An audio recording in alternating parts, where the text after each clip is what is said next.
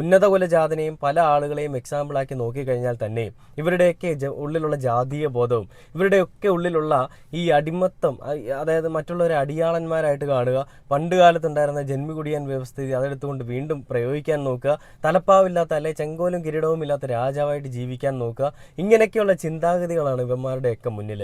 ഇവന്മാർ ബ്രാഹ്മണന്മാരാണ്. അതായത് BJP എന്ന് പറയുന്ന ഒരു പാർട്ടിയിൽ വരുന്ന എല്ലാ ആളുകളും ബ്രാഹ്മണന്മാരാണ്. ആ വിഭാഗത്തിൽപ്പെട്ട ആളുകൾക്ക് മാത്രമേ ജനങ്ങളെ സേവിക്കാനുള്ളൊരു അനുമതിയോ അല്ലെങ്കിൽ അവരെ സേവിക്കാൻ വേണ്ടിയിട്ടുള്ള ഒരു കഴിവോ ഉള്ളൂ, പ്രാപ്തിയോ ഉള്ളൂ. അല്ലാത്ത ആളുകൾ ഇതൊന്നും ഇല്ലാത്തവരാണെന്ന് ഇവർ പറയാൻ ശ്രമിക്കുന്നത്.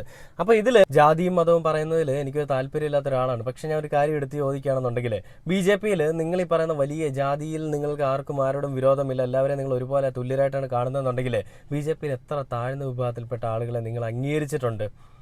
ഉപരാഷ്ട്രപതി അല്ലെ നമ്മുടെ രാഷ്ട്രപതിയൊക്കെ നിങ്ങൾ അംഗീകരിച്ചു കാണും. പക്ഷേ അതിന് താഴെ